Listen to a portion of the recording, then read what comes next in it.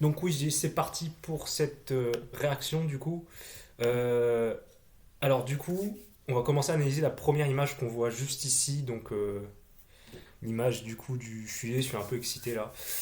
Donc alors, qu'est-ce qu'on pourrait dire sur cette image? Déjà, on voit une colorimétrie qui est plutôt orange, qui est plutôt rare par rapport à Alien. Alien, enfin, sauf, enfin, si, ça rappelle un peu le troisième. Ça rappelle un petit peu la colorimétrie du troisième. Ce sont des couleurs qui sont beaucoup plus chaudes, mais qui vont disparaître plutôt dans le trailer. Mais il y a un aspect beaucoup plus infernal en fait au niveau de cette couleur-là. Ce que je pense que voulait faire plus ou moins David Fincher du coup avec dans son troisième film qui était quand même assez infernal. Il y avait du feu à la fin et tout machin. Donc je pense que ça rappelle voilà, cette espèce de chaleur ambiante, écrasante et infernale. Et donc du coup là ça peut faire un petit peu un lien avec... Je sens que Don't Breathe c'était un film dont la colorimétrie était vachement bleue quand même. Alors là, du coup, aller vers du orange, ça peut être intéressant. On voit qu'il y a de la fumée. Je sais pas, il y a une espèce de. Je sais pas si c'est parce que l'image n'est pas très bonne ici, mais il y a une espèce de distorsion, j'ai l'impression. Comme s'il y avait du gaz, donc vraiment de la chaleur qui provient voilà, du vaisseau, du dessous du vaisseau, comme si le vaisseau était un véritable four en fait qui enfournait les personnages du coup. Je trouve cette idée de chaleur assez intéressante qui peut rejoindre. La chaleur aussi peut rejoindre quand même la thématique du viol qui va clairement revenir dans le film, on va le voir juste après. Mais la fameuse thématique du viol qui était présente notamment dans le premier Alien et dans le second aussi, mais beaucoup plus dans le premier quand même. Et donc la chaleur peut faire référence du coup, vous savez, toute la chaleur corporelle ou la chaleur des fluides humains, etc. Donc voilà, donc on peut voir une jeune fille, je suppose que c'est Kylie Spaney, je suis pas sûr. Je sais pas s'il y a. D'ailleurs, je crois qu'il y a Isabella Merced dedans, je suis pas sûr, mais bon, bref, je sais pas trop. Bon, bref, on suppose que c'est Kylie Spaney, ou en tout cas en tout cas une héroïne, ça a l'air d'être une fille ici, à moins que c'est un garçon avec des cheveux longs, mais je pense que c'est une fille vu le corps de guêpe en mode Black Widow là. Bref, je pense que c'est une morphologie féminine. Mais du coup, on la voit marcher dans ce couloir qui. Les couloirs, je trouve, vous allez voir après dans le trailer, mais je trouve que les couloirs sont beaucoup plus larges que de ce qu'on a pu voir dernièrement dans les derniers Aliens. Je trouve que les couloirs sont quand même vachement larges, ils sont moins claustrophobiques que dans ceux de Ridley Scott, en tout cas. Bref, donc on peut voir cette figure féminine détourée en noir à cause d'un contre-jour. Le plan est très symétrique, le plan est très beau, je trouve. Le plan est vraiment très beau. Il fait très angélique, quand même, d'une certaine manière. Voilà, cette, euh, cette, euh, cette silhouette féminine détourée. En fait, ça fait The Witch. C'est la première image qui m'est arrivée à l'esprit. Ça fait vraiment The Witch de Robert Eggers. Qu'est-ce que je pourrais dire sur cette image-là? Du coup, ouais, voilà, en fait, elle s'enfonce dans le noir. Non, mais l'image est très jolie, l'image est très belle. Je sais pas si ça va être une image, je sais pas si c'est un plan du film ou si ça va être une image qui va être utilisée juste pour la promotion, pour l'affiche, etc. Mais le plan est vraiment très joli. Et du coup, voilà, elle s'enfonce dans cette espèce de couloir, mais qui, pour le coup, bizarrement, le couloir n'est pas sombre. C'est l'inverse, c'est elle qui est sombre et c'est le couloir qui est illuminé, ce qui est assez rare en fait pour procurer de la peur. Là, vraiment, le couloir est tout blanc, quoi. Alors, oui, il y a un peu de fumée pour camoufler, du coup, la potentielle arrivée de l'alien, mais on a l'impression que, et c'est ce qui est intéressant, on a l'impression que, du coup, le danger, le noir, la zone d'unsafe, il y en a sur les côtés, voilà, mais il y en a surtout au milieu ici.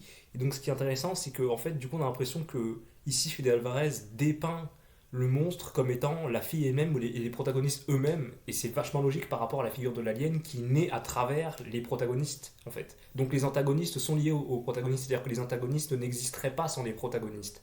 Donc il y a un lien vachement intéressant entre le corps humain qui produit en fait ici le maléfice du film finalement. Ce qui rejoint peut-être, je vais peut-être un petit peu loin, mais ce qui rejoint plus ou moins le postulat aussi de Don't Breathe, où les personnages principaux étaient principaux pardon, étaient des anti-héros du coup. Donc bon bref, et voilà, ça représente, je trouve, assez bien cette idée-là. Bon du coup voilà, je vais cliquer, je vais commencer à analyser, du coup c'est pas grave, je mettrai les plans après, ce sera plus simple. Donc revenons-en à nos aliens du coup.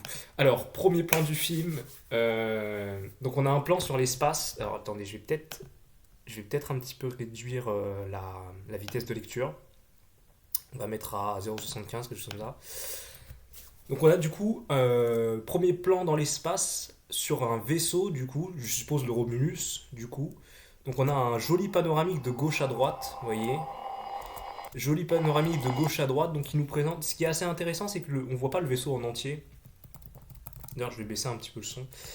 On voit pas le vaisseau en entier. C'est vachement intéressant parce qu'il nous présente vraiment comment ça s'appelle, les éléments étape par étape. C'est-à-dire que là, on voit le vaisseau de trois quarts gauche.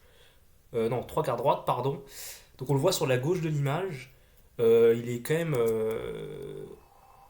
Donc ouais, la caméra fait quand même un panoramique droite. Et là, il y a un plan qui est magnifique. En fait, il y a deux.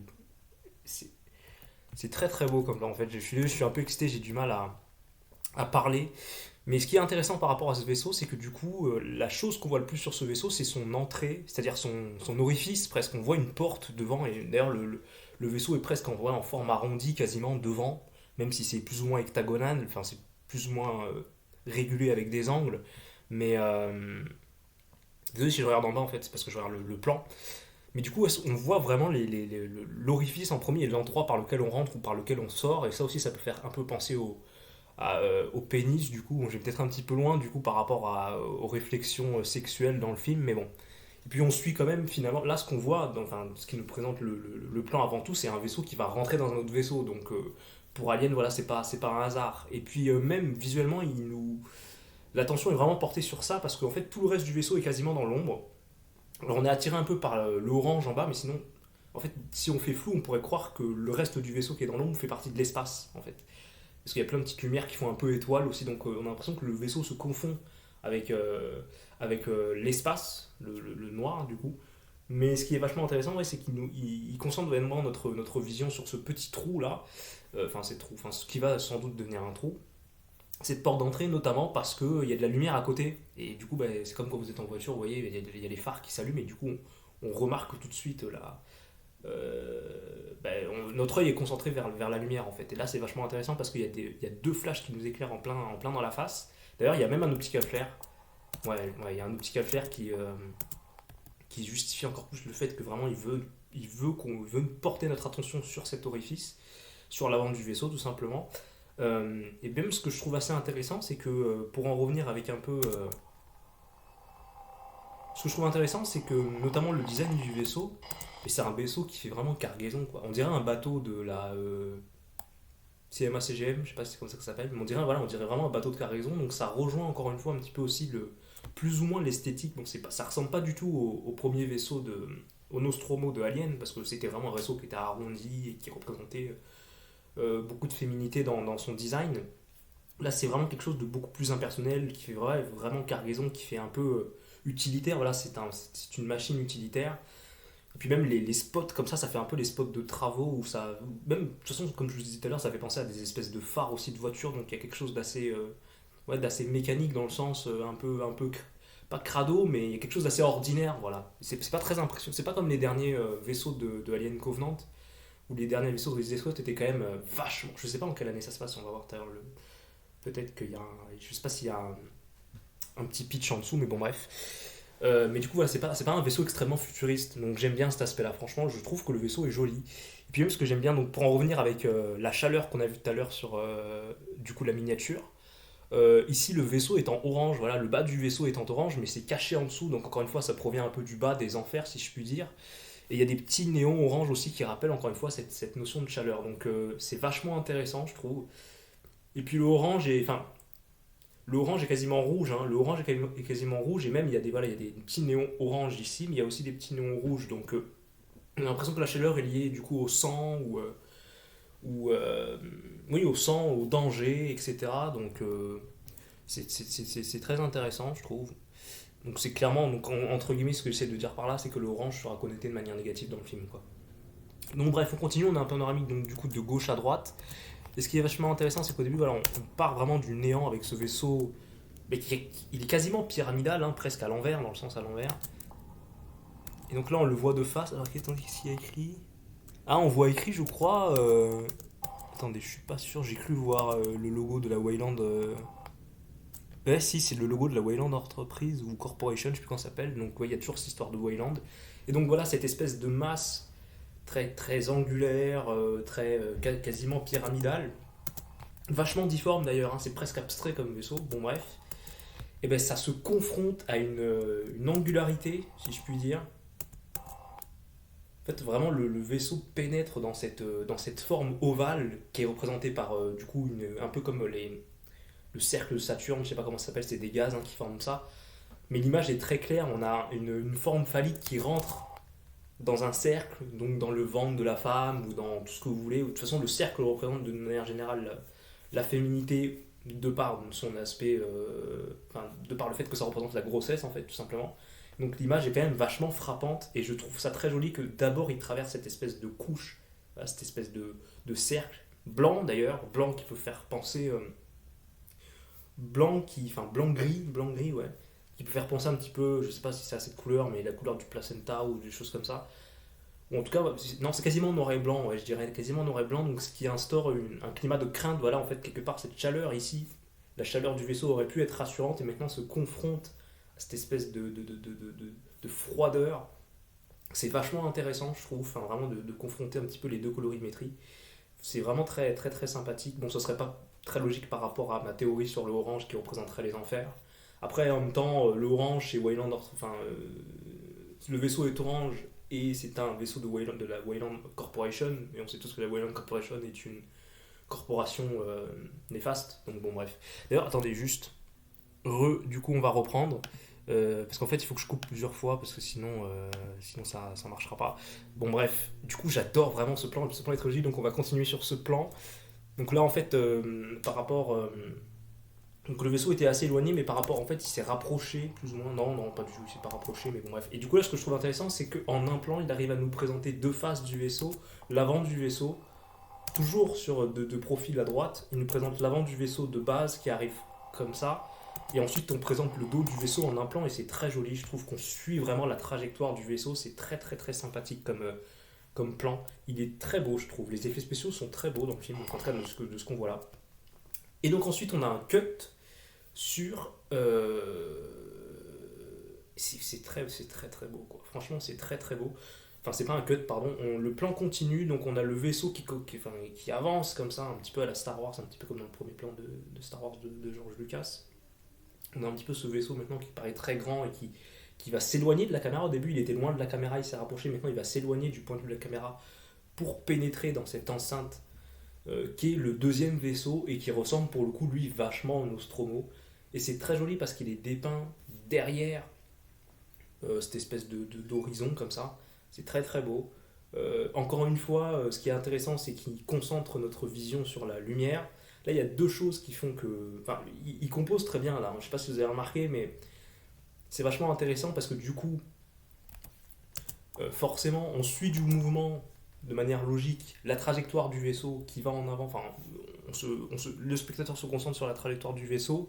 La trajectoire du vaisseau est augmentée par le panoramique à droite. Il y a même un petit peu de mystère dans le plan parce qu'en fait, on voit d'abord le vaisseau avancer et on ne sait pas vers quoi il avance. C'est vachement intéressant. Le plan se détourne petit à petit. Ensuite, le vaisseau, de par la perspective, dessine des points de fuite qui se dirigent exactement vers le rond du vaisseau et vers la lumière aussi. Donc, qui se dirigent directement vers le vaisseau. Donc, notre œil est vraiment concentré sur le vaisseau à droite, vu que c'est là où le panoramique allait. Et encore une fois, il dirige notre regard, nous en tant que spectateurs, avec la lumière, parce que le vaisseau est noir, mais il est sur fond blanc. Et on remarque très clairement qu'il y a plus de lumière derrière le vaisseau, derrière l'emplacement du vaisseau, que sur les autres côtés de l'anneau. Donc du coup, encore une fois, il compose vachement bien, et là, il concentre vraiment notre regard de manière en soi de manière très simpliste, mais de manière extrêmement efficace, je trouve. Et encore une fois, ce vaisseau est assez mystérieux de par son cadrage. Il est déjà. Ce que je trouve vachement intéressant, c'est que en fait, la première fois que j'ai vu le plan, j'avais l'impression que le plan était débulé parce qu'on a plusieurs lignes de film qui sont différentes. On a le vaisseau qui est tout droit mais qui avance comme ça. On a l'anneau qui est comme ça. Et ensuite, on a une verticale clairement qui descend mais de côté en oblique en fait, du coup quasiment une diagonale. Et donc en fait, il y a plein de lignes qui se croisent et c'est vraiment très joli. Et d'ailleurs, il fait un trompe-l'œil, enfin, il fait un nœud graphique pour nous perdre un petit peu, et je pense pour donner un aspect bizarre à ce plan et à ce vaisseau.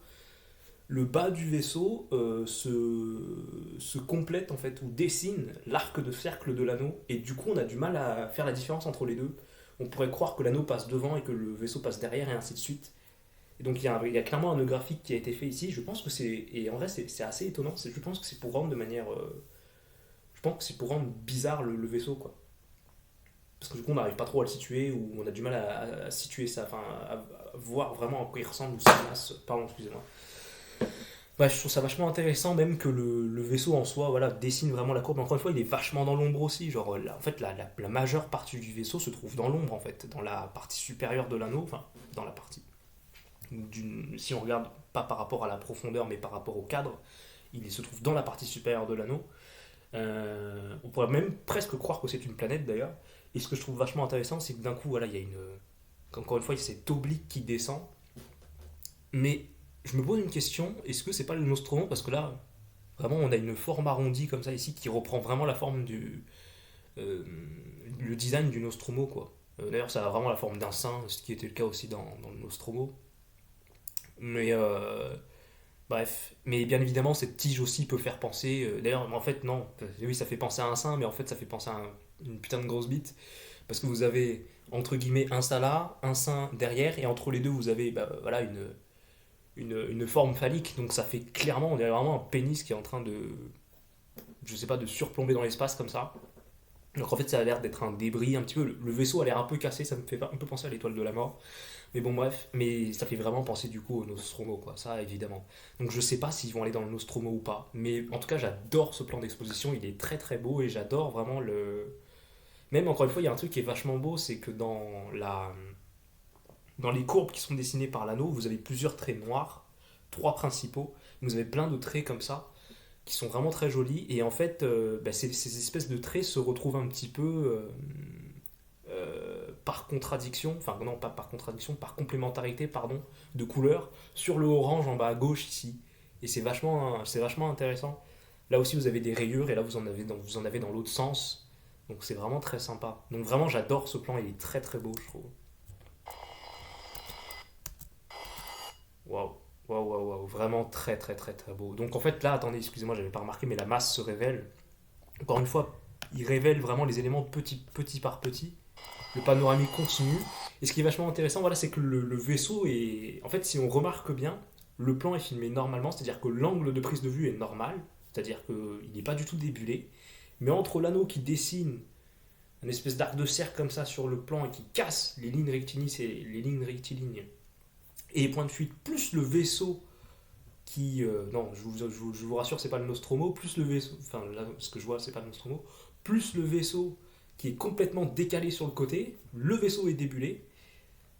C'est vraiment très joli. Et du coup, on a l'impression que le plan est débulé, en fait. On a l'impression que le plan est de travers, ce qui crée tout de suite une sensation de malaise. Et donc, ça représente de manière très efficace et de manière simpliste, certes, mais de manière très efficace, le fait que ce vaisseau soit un danger. Et encore une fois, le vaisseau est dans le noir complet, quoi. Et le vaisseau est dans la même colorimétrie, est de la même colorimétrie que l'anneau derrière, c'est-à-dire en noir et blanc. Et le noir et blanc, c'est l'absence de couleur, l'absence de vie. C'est même la couleur du xénomorphe, on peut aller plus loin finalement, aussi là-dedans. Enfin, du coup, ce plan nous dit juste clairement, ben voilà, vous êtes dans un petit vaisseau tout petit, vous allez rentrer dans un énorme vaisseau qui va vous apporter que de la merde, quoi. Et du coup, j'adore ce plan, il est magnifique. Bon, continuons. Ensuite, on a le premier plan dans les couloirs du vaisseau, du coup. Alors, je vous avouerai que ce plan, je l'aime pas trop. Attendez, on va.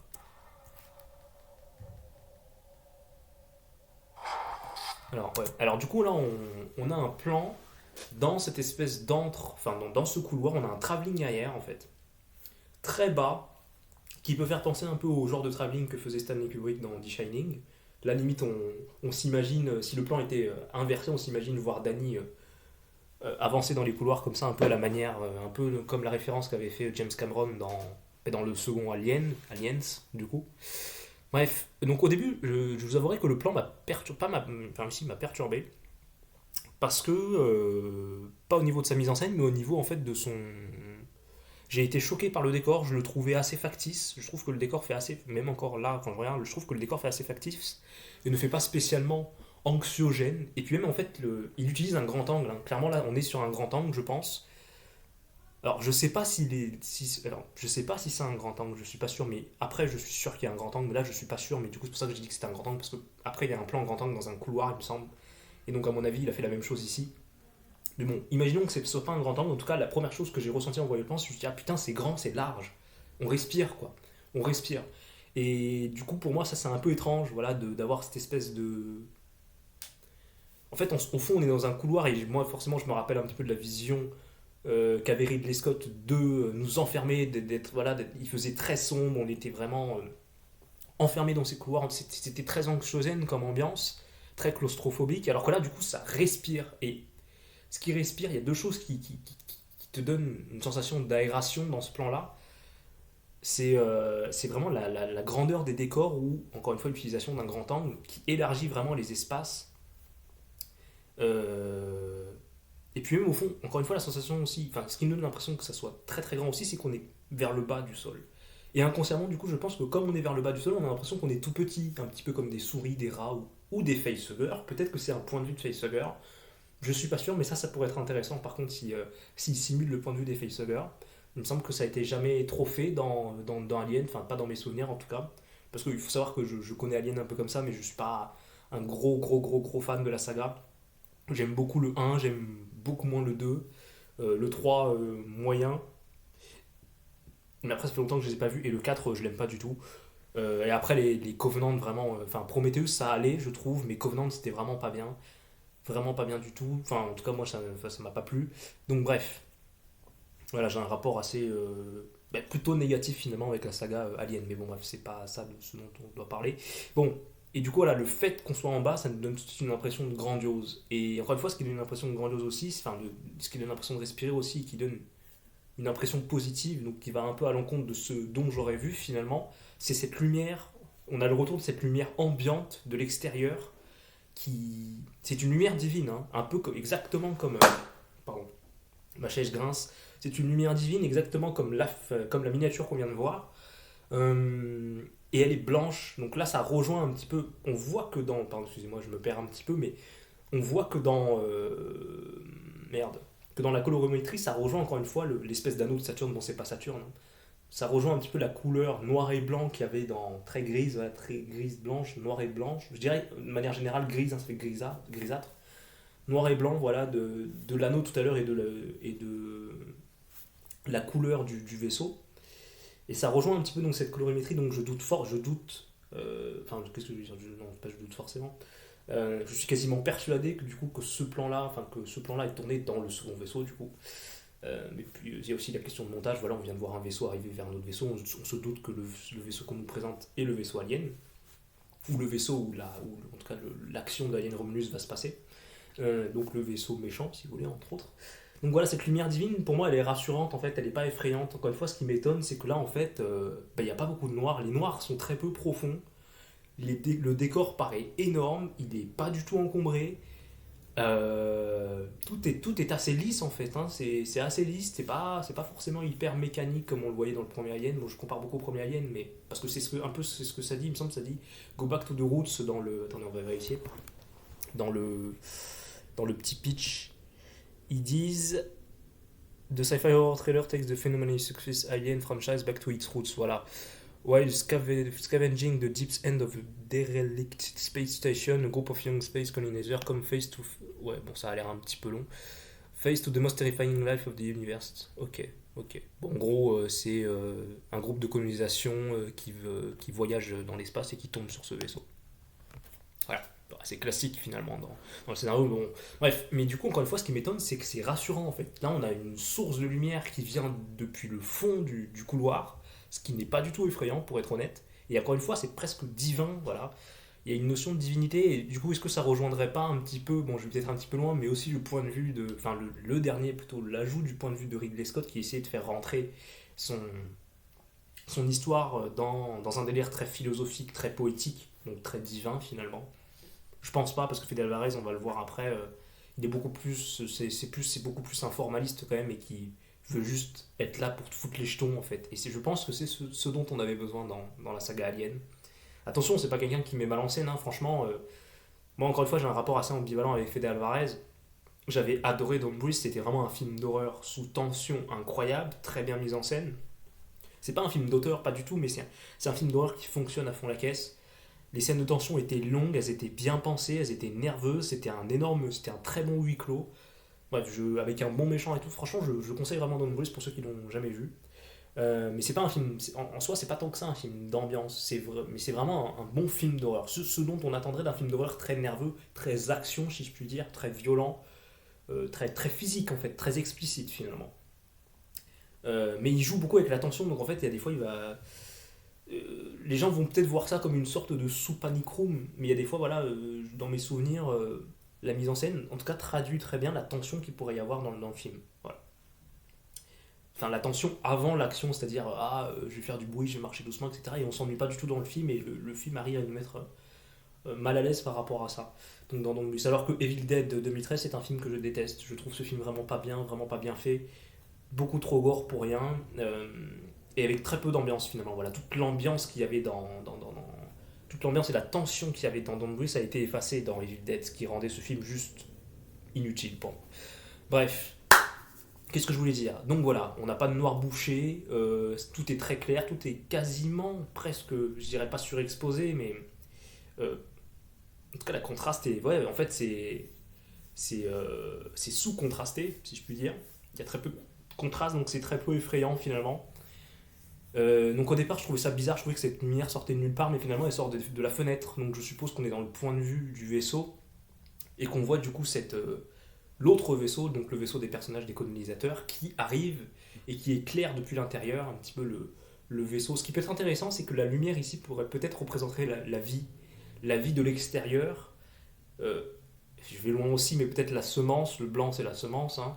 Peut-être la vie de l'extérieur, voilà, les colonisateurs qui arrivent dans ce vaisseau qui était noir, qui était éteint et qui éclaire ces tuyaux et qui finalement va apporter la vie et donc la vie amène, comment je pourrais dire ça, la naissance des aliens, etc. Donc on a presque l'impression que ce plan, si ma théorie, si ma théorie est bonne, ce plan pourrait représenter presque le point de vue des aliens ou de, ouais, des aliens qui attendent ou des facehuggers ou du mal entre guillemets qui rôde, qui attend la vie et cette vie apparaît voilà comme ça un petit peu comme de manière divine. Bon, je suis pas sûr. D'ailleurs, ce plan à vide comme ça pourrait faire penser un petit peu à Evil Dead aussi finalement le point de vue des monstres de Evil Dead sans que là le plan recule donc bon. Et il a pas l'impression j'ai pas l'impression qu'il soit inversé donc bon. On va continuer du coup donc écrit from Fred Alvarez. Voilà. En fait limite là voilà ce qui est le plus noir dans ce plan là c'est Fede Alvarez hein, enfin le crédit Fede Alvarez. Bon, on va continuer du coup. Donc effectivement, c'est un plan qui recule. Ce qui est assez intéressant, c'est que, juste par rapport à ça, ce qui crée de la dynamique aussi, c'est que le plan recule vers la gauche, vers le fond à gauche, alors que la lumière, elle, va vers la droite. Donc en fait, vous avez le plan qui recule comme ça, alors que la lumière fait ça. Donc il y a un croisement, quelque part, de deux mouvements différents. Le mouvement de la lumière croise le mouvement et contingent par rapport au mouvement de la caméra, ce qui crée un mouvement assez sympathique à regarder quoi. Et encore une fois, il y a des petites teintes de orange en bas à gauche qui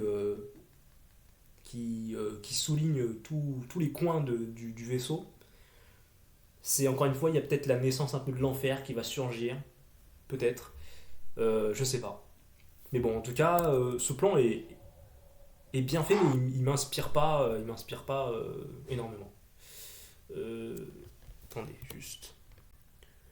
Donc re à tous et à toutes, c'est parti. Donc excusez-moi, j'ai dû faire une petite coupure, donc on va repartir tout de suite sur l'analyse de plan. Donc, excusez-moi pour les coupures parce qu'en fait c'est peut-être bête, mais en fait je filme avec ma webcam et quand je réduis l'onglet webcam, en fait ça ferme la webcam, alors que quand j'ouvre un onglet par-dessus, ça ne ferme pas la webcam, donc c'est pour ça que j'ai coupé sans faire exprès. Bref, du coup on est reparti. Donc second plan après la coupure, enfin premier plan après la coupure, pardon, et second plan dans un couloir.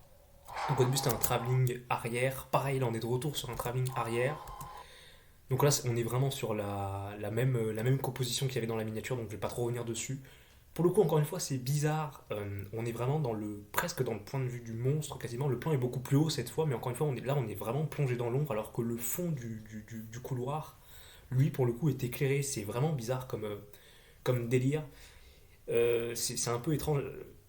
Alors, on est sur, encore une fois, un travelling arrière, mais qui est beaucoup moins sur le sol. Enfin, beaucoup moins, ouais, qui est en hauteur, à hauteur Dieu humaine, on va dire. Cette fois, le couloir est tout droit, le couloir était ondulé, parce qu'en fait, le vaisseau a l'air d'être une espèce de. Ressemble à une espèce de sphère, un petit peu comme le Faucon Millenium, si je puis dire. Bon, la, la relation était un petit peu bizarre, mais vous m'avez compris. Là, pour le coup, on rejoint beaucoup plus l'esthétique de Ridley Scott, on va dire. Le plan est beaucoup plus noir, il fait beaucoup plus sombre, on est beaucoup plus étriqué pour le coup, il y a beaucoup plus de mécanique qui a l'air d'enfouir notre point de vue dans cet espace qui est là pour le coup beaucoup plus étriqué. J'aime beaucoup la forme de la porte qui est un espèce. Tout à l'heure c'était un petit peu pareil, je ne vais pas trop revenir dessus, mais tout à l'heure c'était un rectangle dont les angles étaient ondulés, ce qui peut faire penser encore une fois que on arrondit les angles, on essaie de rendre le tout le plus sphérique possible.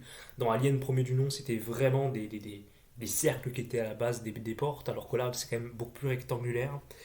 Mais j'aime beaucoup cette forme-là qui ressemble un peu à rien en fait. Je sais pas trop à quoi ça ressemble, mais j'aime bien la forme que ça donne. Ça donne un aspect un petit peu plus abstrait à l'image. Et cette fois, on est voilà, beaucoup plus dans une ambiance beaucoup plus orange, même si ça reste quand même moins orange que sur la miniature, mais la porte du fond est orange et les lumières sont beaucoup plus jaunâtres et beaucoup plus brunes, si je puis dire. Enfin, non, beaucoup plus chaudes, pardon, excusez-moi. Donc encore une fois, il y a un jeu de lumière, c'est pas de la lumière divine, mais sur le fond, il y a pas mal de fumée. Encore une fois, la porte, elle est camouflée dans cette espèce de fumée blanche qui rend l'endroit en fait assez rassurant, je trouve. Donc je trouve ça un petit peu bizarre comme choix, mais bon, pourquoi pas. Et c'est surtout, je pense, en fait, il a utilisé la fumée pour adoucir la lumière, et donc avoir une lumière beaucoup plus ambiante, beaucoup moins brute, avoir des ondes beaucoup moins brutes. Même là, on peut voir que les petits faisceaux de lumière à droite et à gauche qui forment des petits rayons un peu partout qui partent dans tous les sens parce qu'ils partent à travers des. Vu que la lumière est filtrée à travers des grillages, et ben en fait ces petits rayons de lumière là en fait ils sont doux encore une fois donc c'est pas très brut.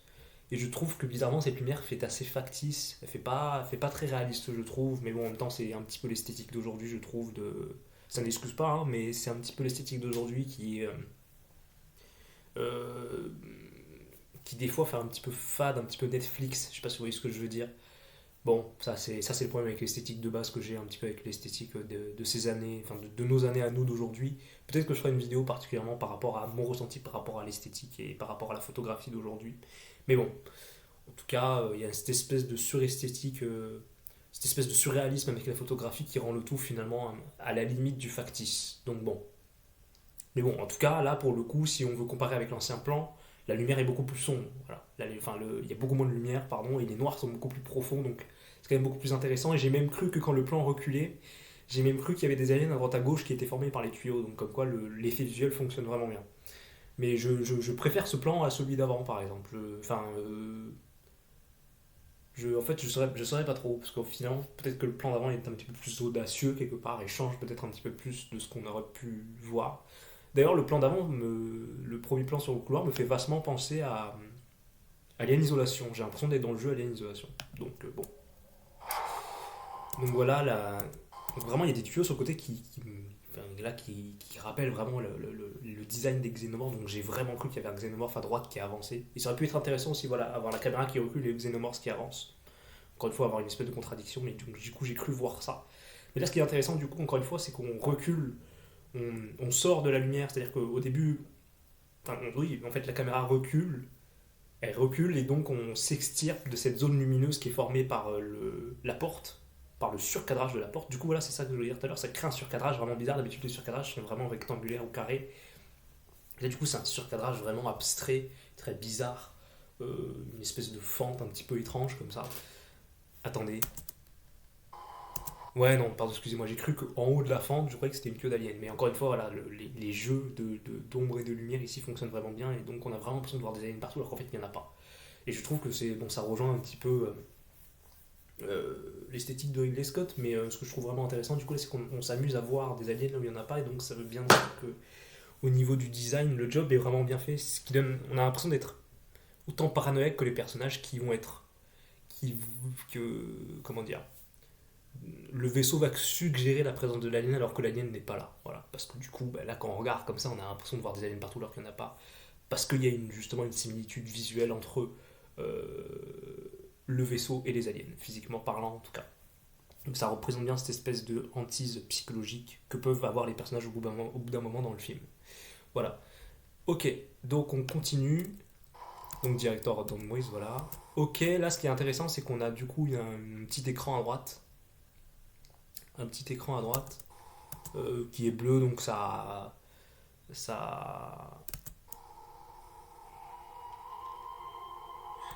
Ok. Donc là, en fait, on est sur le plan séquence, hein. Oui, c'est ça, on est sur le plan séquence. Donc en fait, le plan séquence, enfin, le plan recule vraiment de plus en plus, de plus en plus, de plus en plus. D'ailleurs, le plan est au ralenti. Ah, mais non, c'est moi. Putain, je suis con. Excusez-moi. J'allais dire le plan est au ralenti, mais non, c'est ma vitesse de lecture. Je suis désolé. Euh, Du coup, là, on a l'impression qu'on est dans un couloir un petit peu intermédiaire. Donc le plan recule.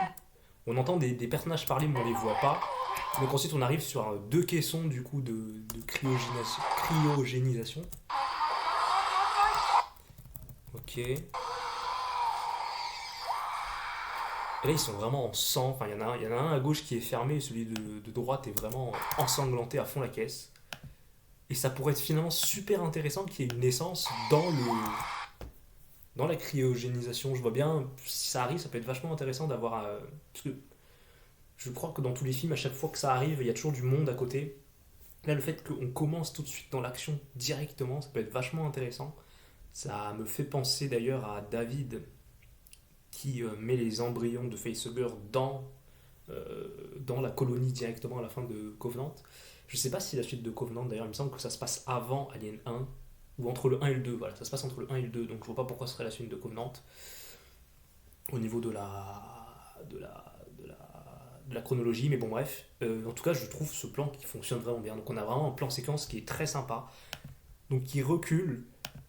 Euh, Vraiment, vraiment très sympa le plan. Encore une fois, il montre les éléments petit à petit. Au début, on sait pas ce que c'est, on croit même que c'est un deuxième vaisseau. Moi, j'ai l'impression que c'était une espèce de capsule d'envoi, vous voyez ce que je veux dire. Elle est blanche, il y a un petit peu de sang, on voit pas beaucoup de sang. Ensuite, on se concentre sur la capsule qui clignote.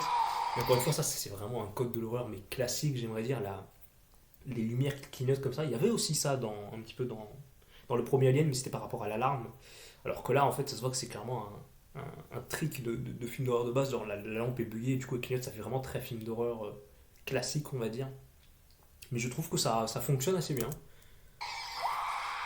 Et vraiment, le sang est bien fait, hein. Le sang est bien fait. Encore une fois, ce que je trouve pas mal. Attends, excusez-moi. J'ai coupé mon téléphone. Encore une fois, ce que je trouve pas mal, c'est qu'il nous montre beaucoup sans nous montrer. C'est-à-dire qu'en fait, le mouvement de caméra fait donc un espèce de pas, ouais, c'est pas un pas de frame, c'est un travelling enfin, descendant. On fait un travelling descendant et en fait, avec le comment je pourrais appeler ça, le truc qui permet de se réveiller, en fait, cache le sang qui est à l'intérieur. C'est-à-dire qu'au début, on voit beaucoup de sang, ensuite la caméra s'abaisse et du coup, le sang est de moins en moins visible. Et donc, on a de moins en moins de temps pour analyser l'image qu'on vient de voir. Je sens que c'est vachement intéressant parce que quand on est concentré encore une fois sur la lumière qui clignote. Encore une fois, il concentre vraiment notre vision sur la lumière. Vu que le caisson était totalement dans l'ombre, d'un coup on voit une lumière qui clignote, on se concentre dessus, et ensuite, hop, il y a du sang qui apparaît sur la droite, et le temps qu'on regarde le sang qui arrive, boum, le plan cut, et même la caméra descend, et du coup, on a du mal enfin, on a du mal à comprendre véritablement ce qui se passe, ou vraiment à se concentrer sur l'action. Donc ça fonctionne vraiment pas mal du tout. Vraiment, je trouve que ce jeu a bien fonctionné, et puis le plan séquence est vraiment très sympathique. Moi j'aime beaucoup le plan séquence. Mais sinon, qu'est-ce que je pourrais dire dessus? J'ai pas grand chose d'autre à dire, hein, mis à part que bon, bah, ça fait forcément penser au design des caissons dans le premier Alien. Ce qui fonctionne bien aussi, c'est je trouve que le sang est assez sombre, et ça fonctionne bien parce qu'un sang qui est trop coloré, c'est un sang qui fait un peu faux. Et là, le sang fonctionne bien, on en a peut-être un petit peu beaucoup, mais Fede Alvarez, c'est quand même quelqu'un qui est assez explicite dans son horreur, donc ça m'étonne pas. Je pense que le film va être une sorte de mélange entre Aliens et Alien. Si je veux donner une vague idée, parce qu'encore une fois, c'est un réalisateur totalement différent, mais ça se voit qu'il est beaucoup plus dans la surenchère quand même.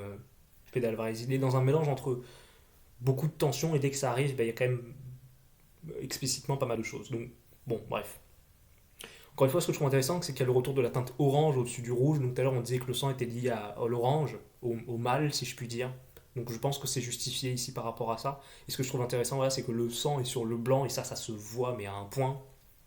Encore une fois, pour concentrer notre regard sur le sang, il y a une lumière en douche qui est beaucoup plus accentuée vers le sang. Et ça, je trouve que c'est un petit peu factice, c'est un petit peu un petit peu trop peut-être. Je pense que ça aurait été pas mal si le plan, enfin si la capsule de droite aurait été autant dans l'ombre que celle de gauche. Voilà, je trouve que c'est un petit peu abusé, que finalement quand on regarde le plan, on met vraiment l'accent dessus, c'est peut-être un petit peu abusé. Mais bon. Mais du coup, moi ce que j'aime bien, c'est que, parce qu'en fait le sang ressort déjà énormément sur le blanc. Voilà, le sang qui représente le mal, le malheur, etc., contre le blanc, la pureté. Et ça aussi, ça peut être intéressant. Le blanc, voilà, encore une fois, ça représente la pureté, l'innocence. Et le sang représente potentiellement. En fait, je trouve que ces deux couleurs représentent très très bien le viol au niveau de la colorimétrie. Parce que si je vous image un petit peu le truc, je vais pas aller trop dans les détails, mais vous êtes innocent, vous voulez pas faire l'amour entre guillemets, tout de suite il y a quelqu'un qui arrive, qui vous agresse sexuellement, donc ça engendre potentiellement du sang. Euh, voilà, donc je trouve, en fait c'est même vachement intéressant par rapport au fait que pourquoi je parle d'innocence, parce que c'est la première fois qu'on va avoir des protagonistes très jeunes dans le film. Très jeunes, je sais pas, mais jeunes dans le film. Je sais pas quel âge ils vont avoir. Je pense qu'ils vont être majeurs, mais en tout cas, ils sont plus ou moins adolescents. Et donc, ça rejoint cette espèce d'innocence sexuelle, dans le sens où on a l'impression qu'ils ont peut-être jamais fait l'amour ou qu'ils sont pas complètement adultes, si je puis dire. Et du coup, là, le thème du viol va être encore plus intéressant parce que du coup, ça va être déplacé sur des personnes qui sont beaucoup plus jeunes et donc peut-être que le propos va être encore plus accentué d'une certaine manière. Donc c'est pour ça que je trouve ça vachement intéressant qu'il ait mélangé ici l'innocence et le sang qui représente pour moi visuellement l'horreur du sexe, si je puis dire. Donc je trouve que c'est vachement intéressant. Là, il nous dit clairement avec ce plan, ben, regardez, d'ailleurs on pourrait, je suis peut-être un petit peu loin, mais on pourrait... Ouais, donc en gros, on pourrait vraiment dire à ce moment-là, regardez, ça pourrait être un petit peu un plan qui pourrait représenter la note un peu d'attention du film, voilà, de l'innocence versus de la violence, quoi. En gros, si je peux aller loin, et le mélange des deux, et ce que ça va donner finalement. Et le mélange des deux, bah, en fait, ça donne l'alien, plus ou moins. Donc bon, bref, je trouve ce plan vachement intriguant et vachement bien foutu. Donc vraiment sympa le plan. Donc on va continuer. On va essayer d'aller un petit peu plus vite parce que je suis quand même vachement long. Mais voilà. Donc bon, ce plan, il est impressionnant. Ce plan est impressionnant. Donc oui, pardon, ce plan, vraiment, c'est le plan qui est impressionnant, mais visuellement, il est ouf. Il rejoint un petit peu ce qu'a voulu faire Ridley Scott dans L'Arrive Covenant avec le, le- l'alien blanc qui sort du dos. Et encore une fois, là, on a vraiment là, visuellement, ça ressemble vraiment beaucoup au premier film. On est dans un sas qui paraît beaucoup plus sécurisé, beaucoup plus blanc, beaucoup plus innocent. Encore une fois, si on rejoint la notion d'innocence, il y a l'innocence ici qui va être... Là, c'est vraiment très littéral. J'adore ce plan qui va être pénétré par le danger, par le rouge. Vraiment, la chambre à droite est rouge.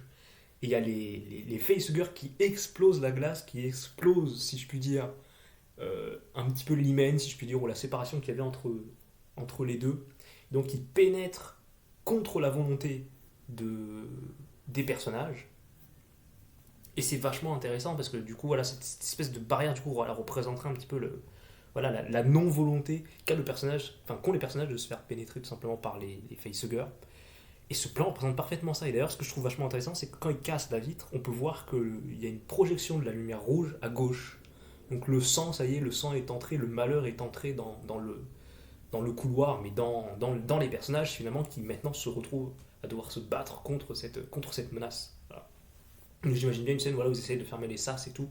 Finalement, ben voilà, ils arrivent quand même à rentrer en masse comme ça. D'ailleurs, je pourrais aller même encore plus loin en disant que les facehuggers ici représentent très bien finalement, peut-être un petit peu. Là, il y en a plein, il y en a une masse, mais on dirait un peu une masse de spermatozoïdes. Si je vais très loin, un peu dans le délire, mais au fond, il y a une espèce de coagulation comme ça. C'est vraiment. L'idée visuellement est très jolie. Genre, en fait, au début, j'ai été choqué, j'ai pas compris ce qui se passait dans le trailer. Je me suis dit, mais qu'est-ce qui se passe? Et en fait, c'est plein de facehuggers. Et c'est con, mais c'est incroyablement flippant. Et ce que je trouve intéressant, c'est qu'à ce moment-là, Fede Alvarez, il a compris que c'est bon, on sait ce que c'est Alien. Et j'espère qu'en fait, il va bien jouer avec les codes de Alien, parce qu'au bout d'un moment, ça sert à rien de nous faire un film euh, comme le premier, parce qu'au bout d'un moment, si on veut voir le premier Alien, ou si on veut voir comme le premier Alien, mais qu'est-ce qu'on fait? On va voir le premier Alien en fait. Et là, ce que je trouve intéressant, c'est qu'il va nous proposer quelque chose de nouveau. Il y a des gens, ça va pas leur plaire, mais là, du coup, il joue presque avec Alors que Alien 1, un petit peu comme, voilà, encore une fois, alors c'est un peu ce que faisait James Cameron dans le second film. James Cameron, il s'est pas dit, bah, on va refaire le premier film avec un alien, on va faire un truc flippant et tout machin, un peu comme avait fait David Fincher, bon, plus ou moins contre son gré, on va dire, dans le troisième film. Bah, c'est simple en fait, il est passé de la menace au nombre, et bien là, c'est exactement la même chose avec les facehuggers là. Enfin, James Cameron avait fait ça dans le second film, mais là, c'est exactement la même chose avec Fede Alvarez. Il dit maintenant, je vais passer au nombre. On a conscience de comment ça fonctionne, on a conscience de ce que c'est un facehugger. Maintenant, on va aller loin dans le délire. Maintenant, on va avoir une vague de facehuggers, il y a un aspect quasiment zombiesque là-dedans. Ça fait vraiment, vous savez, les zombies qui sont en train de taper, qui d'un coup ils cassent la vitre et ils pénètrent et ensuite ils vous rushent dessus. Ce plan, c'est exactement ça. Et j'adore vraiment la mise en scène de ce plan. J'ai un travelling. Encore une fois, là, on est sur un grand angle. Plus ou... Non, peut-être pas un grand angle, mais. Je sais pas, en fait, je sais pas pourquoi j'ai cette impression de grand angle. Parce qu'en fait, le personnage à gauche est flou. D'ailleurs, je me demande si c'est pas Kaylee Spaeny. Non, c'est un homme, je crois. C'est un homme, je crois. Bref, mais ce plan est très joli, vraiment. En fait, on a une contraste incroyable. Et je trouve ça vraiment intéressant parce que le plan est quasiment tout blanc. Et en fait, on a un lien, enfin, on a une contraste entre le blanc éclatant quasiment. Bon, il est quand même assez gris, hein, il fait quand même assez sombre. Finalement, c'est blanc, mais il fait quand même assez sombre. On a une contraste entre le blanc, le couloir blanc qui est net, et le personnage à gauche, en amorce de cadre, qui est noir. Voilà. Et donc il y a une contraste entre les deux, donc les deux ressortent autant bien l'un que l'autre, que ce soit de par leur netteté ou par leur couleurs qui sont antagonistes du coup. Enfin, couleur ou absence de couleur, parce qu'en fait le blanc c'est le mélange de toutes les couleurs et le noir c'est l'absence de couleur, mais bon, vous m'avez compris, deux nuances qui sont totalement différentes, représentées aussi visuellement par deux types de focus différentes. Enfin, il y en a un qui est dans le flou et l'autre non, en gros. Et ce que je trouve vachement intéressant, c'est que du coup, donc d'ailleurs, la mise au point est concentrée sur, euh, sur les facehuggers. D'ailleurs, on est sur un point de vue subjectif. Merde, qu'est-ce que je voulais dire? Merde, c'est pas un point de vue. Enfin, si, merde, j'ai oublié le mot, mais en gros, une focalisation interne indirecte. Voilà, on n'est pas dans un point de vue subjectif. Un peu, pour ceux qui jouent aux jeux vidéo, c'est un peu de la troisième personne. On représente le point de vue du personnage en étant derrière lui, en étant dans son dos, en étant derrière son épaule, etc. On suppose aussi peut-être que c'est un point de vue peut-être que c'est un point de vue subjectif d'un autre personnage qui est derrière. En tout cas, moi j'ai l'impression, vu le nombre de facehuggers qu'il y a dans ce moment-là dans le film, j'ai l'impression qu'il y a beaucoup d'humains aussi qu'on ne voit pas. Mais bon, bref. Et ce que je trouve vachement intéressant, c'est que du coup les aliens, enfin les facehuggers, pardon, sont noirs, sont beaucoup plus sombres en tout cas que le décor. Ouais, ils sont beaucoup plus sombres que le décor. Et ce que je trouve vachement intéressant, c'est qu'au début ils sont nets, donc en fait ils font pas partie visuellement de la même plastique de l'homme qui est à gauche, comme s'il y avait une séparation entre les deux. Voilà, comme si les facehuggers ne pouvaient pas rejoindre le flou qu'il y avait dans l'homme, si je puis dire. Donc en fait ils sont sur deux plastiques, sur deux représentations visuelles différentes alors qu'ils sont dans le même plan, ce qui montre déjà une espèce de lien sans vouloir avoir de lien, c'est-à-dire que l'homme se met en retrait, on a l'impression qu'il se met en flou, qu'il se dit non, non, les aliens, ok, je me concentre. En fait, le fait qu'ils soient nets, les facehuggers, ça représente la focalisation du personnage sur les facehuggers en mode oh mon dieu, il y a des facehuggers, il faut que je les regarde. Voilà. Je suis concentré sur eux parce que c'est la menace, donc ça représente la focalisation sur la menace, notamment représentée aussi par le rouge qui est une lumière très voyante. Donc ça, c'est vachement intéressant. C'est pour ça que les facehuggers sont nets et le personnage est flou. Et je pense que le personnage est flou aussi parce qu'il n'a pas envie d'appartenir, encore une fois, à la même physique enfin pas la même physique, mais il n'a pas envie d'appartenir à la même représentation visuelle que les facehuggers. Il se met en retrait, voilà. Il essaye de s'en aller, il essaye de s'écarter comme la caméra qui essaye de reculer finalement. La caméra recule, la caméra fuit le danger, mais en arrière tout en faisant face au danger. Elle fait face au danger, mais elle recule. C'est pas comme si la caméra se retournait et ne voyait pas le danger. Un peu comme l'homme, il recule, voilà, au lieu de courir, se retourner, de courir, non, il regarde le danger, il recule et il voit le danger s'approcher de lui. Et ce que je trouve assez intéressant, c'est qu'on a l'impression qu'il y a, voilà, il y a une volonté de vouloir s'écarter du danger, et cette espèce d'écart est représentée par la différence, encore une fois, de profondeur de champ. Et ce que je trouve vachement intéressant, c'est que le facehugger qui saute à la gueule du personnage, enfin qui essaye de sauter à la gueule du personnage, ce que je trouve vachement intéressant, c'est que il devient de plus en plus flou, notamment avec la vitesse de mouvement, et donc on a l'impression que le personnage refuse le fait que... Enfin non, qu'est-ce que je veux dire? Bon, laissez tomber ce que je viens de dire. Mais ce que je trouve vraiment intéressant, voilà, c'est que... Pardon, ce que je voulais dire, c'est que les facehuggers sont noirs, sont beaucoup plus sombres que le décor, et donc on a l'impression qu'ils vont indéniablement, ils sont connectés de manière colorimétrique avec le personnage à gauche, malgré le fait qu'il soit pas net, enfin malgré le fait qu'il soit net et que lui soit flou, et ben en fait ils sont noirs aussi. Donc on a l'impression qu'ils vont devoir s'attacher, qu'ils vont devoir se rattacher à cette masse noire. Voilà. En fait, je sais pas si vous voyez ce que je veux dire, mais en fait le fait qu'ils ont la même couleur, on a l'impression qu'ils vont devoir se connecter, qu'ils vont devoir se rencontrer, qu'ils vont devoir se mélanger. Et c'est finalement le but des facehuggers dans ce film-là, c'est de se mélanger avec les hommes. Et donc le fait ici qu'ils soient représentés de la même couleur, ça montre un petit peu cet aspect fataliste de dire oui mais regarde, ils sont loin, ils sont noirs, mais ils sont fous, ils vont pas t'attacher, ils vont pas t'attraper, mais finalement ils vont finir par t'attraper parce qu'ils ont la même couleur que toi, vous êtes faits pour être ensemble, vous êtes. Voilà, vous voyez ce que je veux dire ou pas? Donc bref, j'adore vraiment ce plan qui fonctionne très très bien. Encore une fois, il y a même aussi, encore une fois, la diagonale qui crée vraiment une illusion de vitesse accrue, ou d'action en tout cas, qui rend le plan beaucoup plus visuellement accrochant. euh, Parce que le facehugger saute de la droite à gauche alors que le plan recule de la gauche à droite et d'ailleurs même le personnage tombe à droite. Donc en fait, on en a un qui saute et qui va vers la gauche et qui fait une diagonale vers la gauche, le facehugger, et il y en a un qui tombe et qui fait une diagonale vers la droite. Donc encore une fois, il y a un croisement, que ce soit au niveau du mouvement du facehugger et du mouvement de la caméra qui simule aussi du coup le mouvement du personnage. Voilà. C'est très très bien fait comme plan. C'est un plan qui fonctionne vraiment très très bien. Vraiment, j'adore ce plan. J'adore vraiment ce plan. Ensuite, du coup, on a le plan, pardon, excusez-moi, j'avais pas retenu tout à l'heure, mais du coup, qui était de la bande-annonce. Bon, j'en ai déjà parlé tout à l'heure, du coup. J'en ai déjà parlé tout à l'heure, mais c'est un plan qui fonctionne extrêmement bien. Attendez, on va s'arrêter. Re à tous, excusez-moi, il y a beaucoup de coupures. Donc, on repasse sur le plan de la bande-annonce, du coup. Enfin, de la miniature, qu'est-ce que je raconte. Euh, donc, qui est vachement sombre. Hein. Attendez, merde, pardon.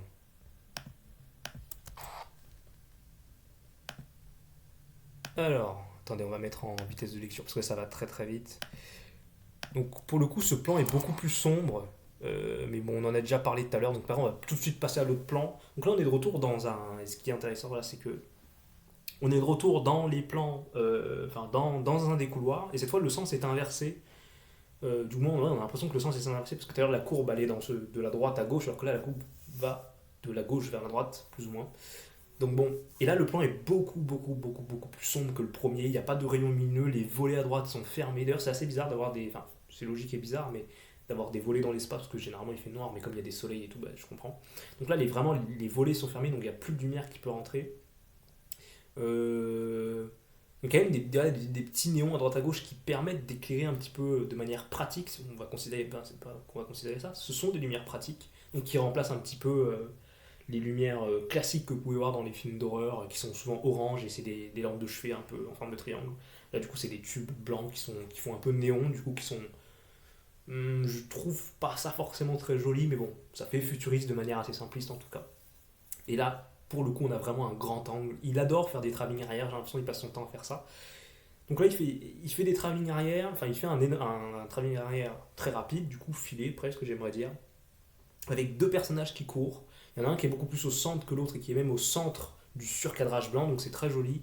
Et il est même détouré par le rouge. Et ce qui est intéressant, c'est qu'on a l'impression qu'il retourne la chose contre lui-même parce que voilà, il utilise du rouge qui représente, comme on l'a vu un petit peu tout à l'heure, peut-être le sang, la violence. Et du coup, il retourne la violence contre son agresseur, donc il essaye de se battre contre son agresseur quelque part. Et je dis ça parce qu'en fait, il y a du blanc derrière. Encore une fois, c'est bizarre. Encore une fois, les couloirs sur le fond sont toujours allumés, beaucoup plus allumés que ceux au premier plan. C'est quand même vachement bizarre, je trouve. C'est-à-dire que vraiment, à chaque fois dans les surcadrages de portes, il fait toujours plus jour, ou c'est toujours plus lumineux, voire plus rassurant dans les surcadrages de portes. Je trouve ça un petit peu bizarre. Bon, à droite, on a Kaylee Spenny, on a du mal à voir que c'est elle, et à gauche, du coup, on a un homme. Ce plan est très très beau, avec les lignes directrices et les néons, et du coup, ça fait des. Comme quand vous êtes en voiture et que vous passez vite, ça fait une impression de vitesse, en fait. Même avec les. Il y a des faux rayons lumineux qui sont rajoutés par les volets, en fait. Les volets sont fermés, et ça rappelle encore une fois les rayons de Saturne un petit peu, parce que là ça devient quasiment ondulé. Bref, mais il y a beaucoup de choses qui se passent dans le plan. Voilà, encore une fois, on a la caméra qui recule super vite, Kaylee Spaeny à droite qui court mais qui se retourne, l'homme à gauche, enfin quasiment centré à gauche, qui allume son machin là, son truc, et qui le jette derrière. Donc ça fait vachement Jurassic Park ça pour le coup.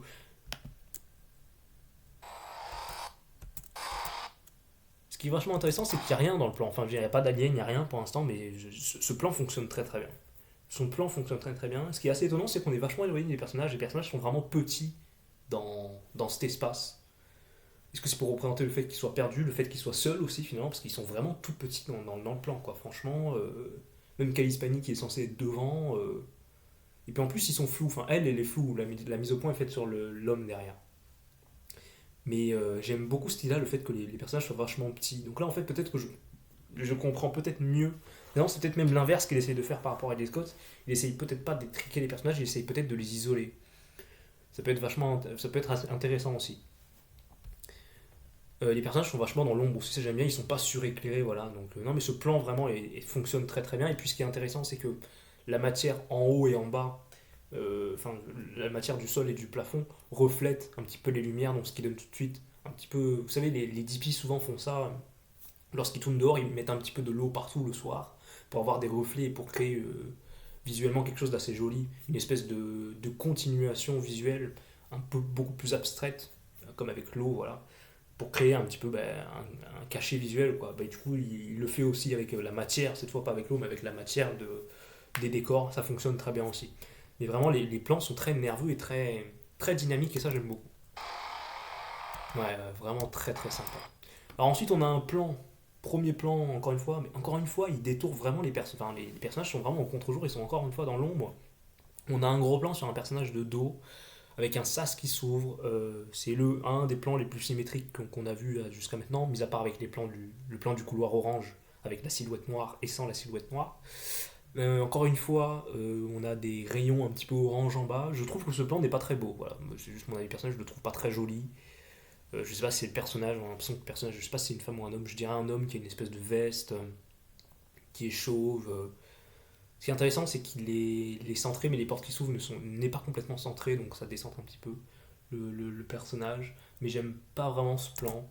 Je le trouve pas très joli. Vraiment, pour le coup, ça fait presque Netflix. Voilà, je trouve que ce plan est vraiment pas très joli. Autre plan, je vais juste regarder un peu, re-regarder les plans avant de les analyser parce que je me rappelle plus trop de ces plans-là.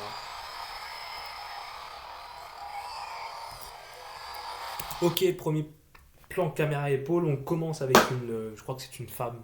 Vous m'excuserez, mais je crois que c'est une femme. Une femme du coup qui prend son sac, donc je suppose que c'est le même personnage d'avant vu qu'elle est chauve aussi, ce qui peut faire penser à Ripley du troisième film d'ailleurs. Elle récupère un sac et donc premier plan en caméra épaule, donc qui commence sur le sac à dos et qui se relève. Pas grand chose à dire. Là pour le coup c'est pas du tout un grand angle. Ce que je trouve intéressant là pour le coup c'est qu'on sent beaucoup plus l'obstruction des couloirs. J'ai pas grand chose à dire sur ce plan que je trouve j'aurais pas trop d'avis là-dessus, je sais pas. Les couloirs sont beaucoup plus rouges là. Hein. Ils sont beaucoup plus rouges que tout à l'heure. C'est pas orange comme infernal là, comme la miniature, mais bon. Je sais pas, c'est pas grand chose à dire sur ce plan. Encore une fois, le personnage est quand même est quand même assez dans l'ombre.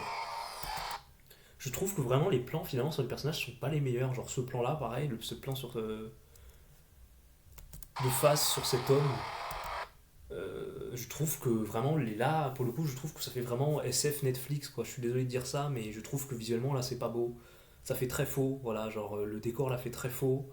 Le mec au milieu, j'aime pas trop sa tenue, je saurais pas dire s'il a une tenue d'ouvrier ou pas, mais je trouve vraiment que là l'éclairage ambiant blanc très très fade, très ambiant, très appliqué, très soigné finalement, mais je le trouve pas beau du tout là, ce plan-là. Vraiment, il m'inspire pas grand-chose. Alors c'est peut-être aussi parce que là, il y a des lumières oranges qui sont en contre-plongée et qui du coup créent des ombres bizarres sur le visage du personnage. Donc peut-être pour évoquer son étonnement ou pour le rendre un petit peu flippant, j'en sais rien. Mais vraiment pour le coup, voilà, ce plan-là, je l'aime pas du tout. Voilà. Donc on a un travelling avant, je crois, ouais, sur ce personnage.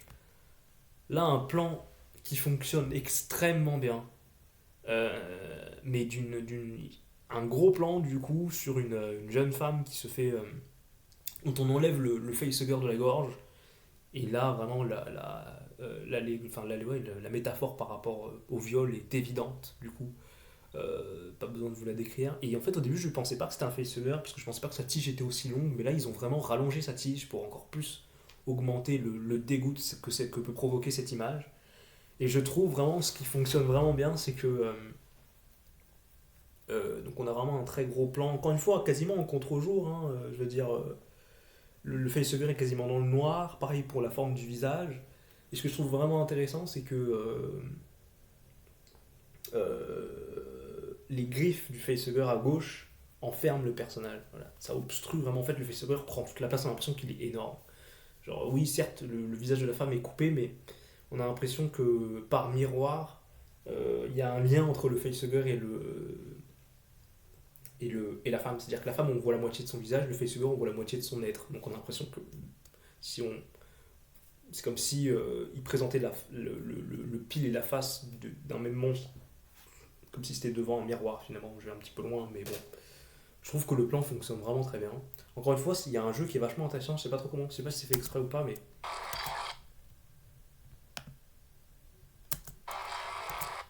Bref, le plan vraiment est très sympathique. Le plan est très sympathique, le plan fonctionne très bien. Vraiment, les griffes du facehugger comme ça en flou qui obstruent l'image, ça fonctionne d'enfer. Donc j'aime vraiment beaucoup. C'est un plan qui fonctionne bien. Ça, j'avais pas remarqué, mais du coup, on a un plan en antigravité, avec le rouge qui revient, donc je suppose que ce sera vers la fin du film. Le plan est vraiment sympa. Genre, on a des hommes, enfin, comment dire des hommes, j'allais dire des hommes, mais on a des. Ils sont en combinaison. Et donc le plan est débulé, encore une fois, pour revenir un petit peu avec cette notion. Bah, on avait vu que le plan dans l'espace semblait être débulé, donc ça rejoint un petit peu cette notion-là. Mais là, pour le coup, c'est vraiment le plan qui est débulé pour représenter le malaise. Le plan fonctionne vraiment bien. Je trouve que le plan fonctionne bien. Encore une fois, les personnages sont en contre-jour. Il y a plus de lumière, encore une fois, dans le fond. Je sais pas trop pourquoi, encore une fois, ça c'est un truc qui me dérange un petit peu. Mais là, pour le coup, il y a vraiment de la couleur rouge qui est présente dans le film. On la reverra, je crois, un petit peu après. Première fois là qu'on accentue vraiment sur la couleur rouge. Encore une fois, là, qui représente encore plus l'enfer, d'une certaine manière. Tout à l'heure, c'était vraiment orange, orange classique, ensuite orange vif, et maintenant rouge vif. Ça fonctionne bien, je trouve que ça fonctionne bien et c'est assez alarmant visuellement comme couleur, c'est la couleur de l'alarme en fait, du danger, donc littéralement, généralement il y a une alarme lorsqu'il y a un danger qui pénètre, donc c'est très clair comme image. Donc bref, je trouve que ce plan fonctionne bien, voilà, je trouve ça stylé. Il y a une majorité de noirs quand même dans le film, hein. Je veux dire, là il y a une petite bande blanche finalement ici, ensuite tout le reste du film est obstrué dans l'ombre, donc ça fonctionne bien. Et ça peut être intéressant d'avoir une scène avec des aliens en antigravité. Là où le quatrième avait fait ça avec, avec de l'eau, là ça peut être intéressant de faire ça sans eau, mais du coup, enfin sans air en l'occurrence. Donc ça fonctionnerait vraiment très bien. Alors là, du coup, on a un gros plan sur. Je crois que c'est Isabella Merced, mais je suis pas sûr parce que je sais pas si elle est dans le film en fait. Mais en tout cas, ça ressemble à Isabella Merced, un petit peu la fille qui va jouer. Enfin, l'actrice qui va jouer Dina dans Last of Us 2. Donc là, on a vraiment un très gros plan sur elle en rouge. Je n'ai pas grand chose à dire, par contre, ce que je trouve qui fonctionne bien, c'est que là, on sent vraiment qu'elle est enfermée. Puis tout à l'heure, il utilise vraiment très peu de longues focales.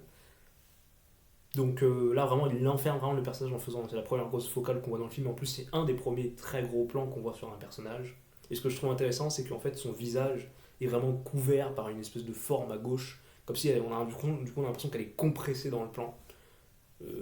Et donc ça fonctionne vraiment bien, quoi. Donc entre la compression qui est faite par rapport à l'objectif, plus le, l'espèce de mur à gauche qui est en amorce et qui camoufle vraiment une partie du visage du personnage, on a vraiment l'impression qu'elle est en train de se faire écraser, quoi, par le plan. Donc en fait, qu'elle est bloquée et qu'elle peut pas s'en empêcher, enfin, qu'elle peut rien faire d'autre que souffrir, mais qu'elle peut pas sortir de cette situation, en fait. Voilà.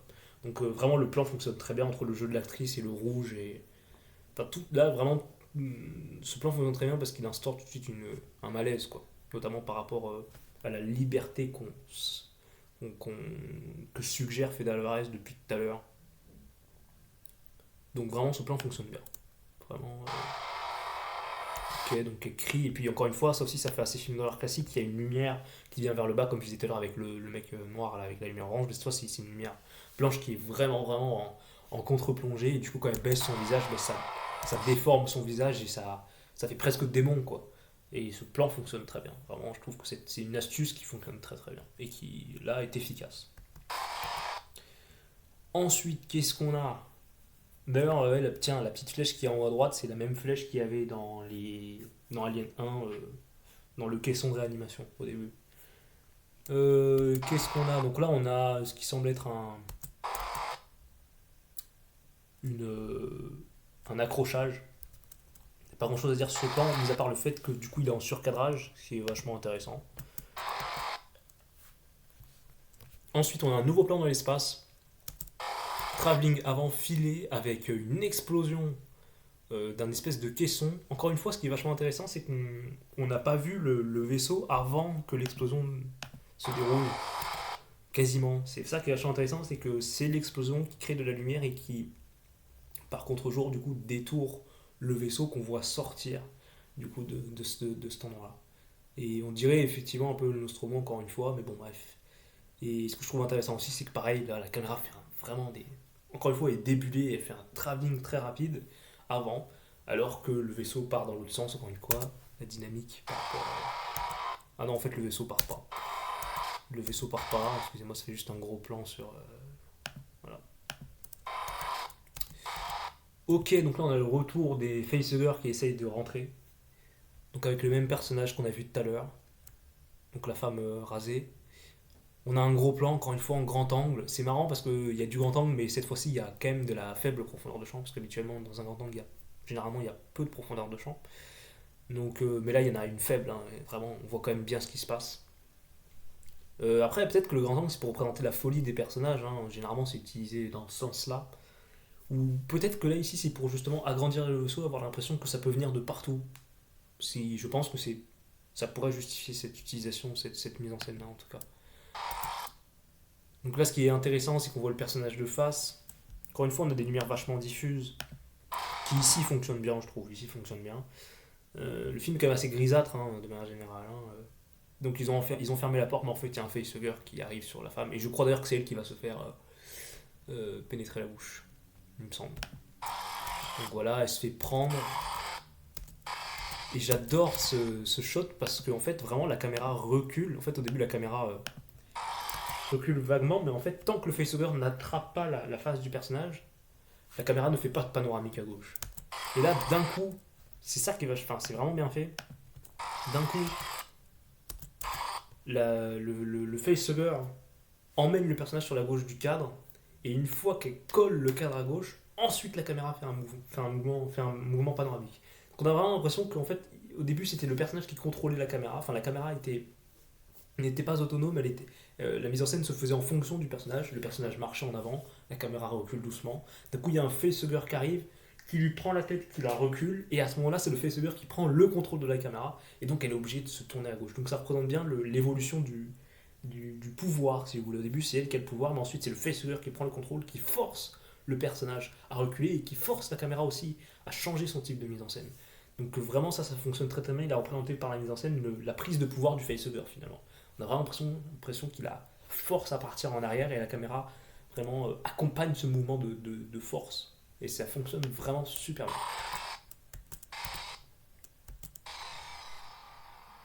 Donc ensuite, on a le fameux plan héroïque de la Final Girl, si je puis dire, ou du coup Kaylee Spaeny qui, là vraiment, ce plan est vraiment très sympa, qui fait très alien pour le coup, mais je trouve que ce plan fonctionne vraiment bien. On a un léger travelling avec une. Enfin, merde. Je me demande si c'est un. On a un léger panneau travelling qui avance comme ça, qui présente de manière très douce pour le coup, beaucoup plus douce et beaucoup moins vif que d'habitude, enfin, de ce qu'on a pu voir. Kaylee Spaeny, du coup, qui sera la nouvelle héroïne, je suppose, à la replay, avec un fusil d'assaut, effectivement, donc ça fait vraiment partie de l'iconographie de Alien, la bandolière, vraiment ça fonctionne super bien, quoi. Vraiment, j'adore. Franchement, j'ai rien à dire. Même le t-shirt fait assez naturel, mais en même temps fait assez neuf. Enfin, on voit bien que c'est pas un t-shirt terrestre, si je puis dire. Donc ça fait à la fois naturel et en même temps nouveau, donc j'aime vraiment bien cette idée-là. Et ce plan fonctionne bien, mais j'ai du mal avec la structure qu'il y a derrière. Je trouve que ça fait vraiment un peu Star Wars, quoi. J'aime pas trop la structure qu'il y a. En fait, j'ai du mal avec la fumée dans ce film. La fumée plus la lumière blanche, je trouve que ça fait vraiment très faux. J'ai du mal avec ça. Mais bon, pourquoi pas. Et puis derrière, voilà, encore une fois, il y a encore une fois cet aspect infernal avec la fumée qui peut faire vraiment feu pour le coup. C'est vrai que là, quand on voit comme ça, là, quand on met screenshot sur le plan, on voit du orange, de la fumée, ben on s'imagine du feu, quoi. De la fumée blanche, bien bleue. Parce que la fumée du feu est vraiment blanche, c'est pas de la fumée, de la buée ou du brouillard. la fumée du feu est vraiment blanche. Donc en fait, on a vraiment une fumée très blanche avec du orange, ça fait tout de suite vraiment très feu, quoi. Donc ça fonctionne bien, mais je trouve que le blanc est trop puissant. Donc je sais pas. Et du coup là on a encore une fois, bon, pour l'instant il n'y a pas d'éclairage brut, hein, voilà, des éclairages vraiment diffus à gauche, encore une fois blanc, blanchâtre, qui fonctionnent bien mais qui font un peu... D'ailleurs il y a une... Bon, elle est rehaussée à droite aussi, c'est très diffus, voilà. Pour moi c'est peut-être un petit peu trop clean finalement avec cette espèce de diffusion. Des fois ça va aller, des fois je trouve que ça va pas le faire. Par exemple dans les salles blanches, qui sont censées vraiment être éclairées et tout, je trouve ça, alors que là elle est censée être dans le noir, alors qu'en fait du coup il y a plein de spots sur sa gauche, bon. Je trouve, je sais pas, j'aime pas tant que ça finalement l'esthétique. Des fois ça va aller, mais ça passe mieux voilà ici que tout à l'heure, mais bon, je sais pas. Et donc ensuite elle regarde en haut et il y a un cut sur l'alien, donc gros plan, rien à dire sur le gros plan de l'alien qui est en pratique du coup. Moi je suis pas forcément fan du pratique, genre je sais que bon. En fait le pratique fait assez fake, hein, faut être honnête. Hein. Là quand on voit ça, c'est même dans le trailer qui est assez rapide, ça fait un peu fake en vrai. On n'y croit pas forcément tant que ça, mais bon. C'est histoire de faire hommage. Je sais pas si c'est histoire de faire hommage ou pas, parce que. En fait, si c'est. Je vois pas l'intérêt de mettre du pratique si c'est pour faire hommage, en fait. Parce que. Sous prétexte que c'était mieux avant, en fait. Si ça rend bien, moi, y a pas de problème. Alors que là, je trouve que ça rend pas très bien, en fait, le pratique. Donc, je suis pas trop fan. Je trouve que les aliens dans Alien Covenant étaient jolis. Ils étaient pas très bien filmés, effectivement, mais. Bon, je sais pas. Après, c'est un gros plan, c'est rapide, donc ça va. Mais bon. Euh, Mais du coup,